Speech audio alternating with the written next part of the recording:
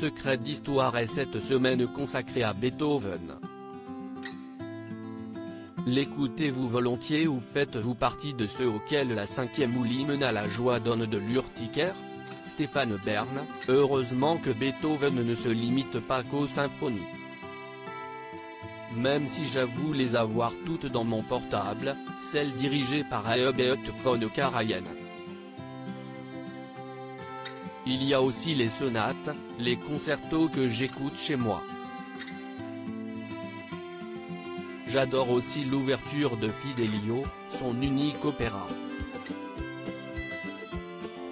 Et puis vous savez, Beethoven est toujours très présent lorsque je fais mon escapade viennoise, chaque fin d'année. À ce propos, on vous verra beaucoup à la télévision en cette fin 2020, à commencer par une soirée spéciale pour Noël sur France 2. Elle aura effectivement lieu à Notre-Dame de Paris avec notamment un concert où se produiront Julie Fuchs et Gauthier Capuçon. Notre-Dame au secours de laquelle vous avez volé dernièrement quand il fut question de remplacer les vitraux de Viollet-le-Duc par des œuvres modernes. Si les vitraux avaient été détruits, pourquoi ne pas en faire des modernes? Je n'ai rien contre l'art contemporain.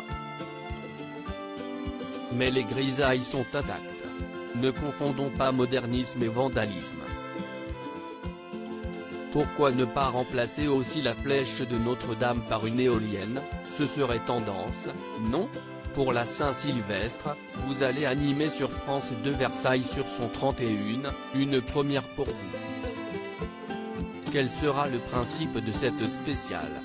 Ce sera un grand show, avec un spectacle équestre, des numéros du Moulin Rouge et du Paradis Latin, un feu d'artifice. Et comme Versailles n'est pas seulement le palais des rois mais un monument qui appartient à la nation, nous allons rendre hommage à tous ces héros du quotidien qui nous ont permis de vivre et même de survivre ces derniers mois, les commerçants, les soignants etc. Nous accueillerons aussi des grands noms de la scène française, et des hommages seront rendus à Juliette Gréco, Annie Cordy ou Sean Connery. En parlant du château de Versailles, on dit que vous y avez été homme pipi il y a 40 ans. Vrai ou faux? Vrai. Officiellement, j'étais hôte d'accueil mais la seule chose qu'on me demandait c'était le chemin des toilettes. Trouverez-vous encore le temps de refaire l'acteur, après Meurtre en Lorraine, gros carton d'audience sur France 3? J'ai récemment fait une participation dans la série L'Art du crime sur Van Gogh. Et l'été dernier, j'ai à nouveau tenu le premier rôle d'une fiction, pour l'honneur d'un fils. J'y incarne le commandant d'une base aérienne qui enquête sur la mort suspecte de son fils militaire. Acteur, je prends cela comme un nouveau métier que je fais très sérieusement et qui me donne toujours autant le trac. Vous avez débarqué sur Europe 1 en septembre, avec Historiquement Vôtre. RTL ne voulait plus de vous ou était-ce l'inverse? J'ai clairement senti que j'étais moins désiré par la nouvelle direction qui voulait faire des économies. Je faisais partie des meubles mais des meubles gênants. J'étais devenu une armoire normande chez des gens qui veulent se meubler chez Ikea. Arrivé à l'âge de 57 ans, je ne veux plus de contraintes, juste du plaisir. Je suis très heureux de faire ce métier mais plus à n'importe quel prix. Avez-vous encore du temps pour Mission Patrimoine? Je ne cesse pas de m'y consacrer, j'ai même lancé un magazine en ce sens, Mission Patrimoine. Tous les jours, je reçois de nouvelles demandes d'aide. 20 millions d'euros ont déjà été récoltés depuis septembre dernier et plus de 200 monuments ont été restaurés à ce jour. Mais je ne relâche pas mes efforts pour autant. À être sur tous les fronts, ne craignez-vous pas que vos multiples contacts fassent de vous une cible de choix pour la Covid-19? Nous sommes, les équipes et moi-même, très respectueux du protocole sanitaire. Ceci dit, j'ai eu le temps de dresser un hit parade sur les nombreuses méthodes pour vous enfoncer un écouvillon de prélèvement dans les narines, de la plus douloureuse à la plus soft.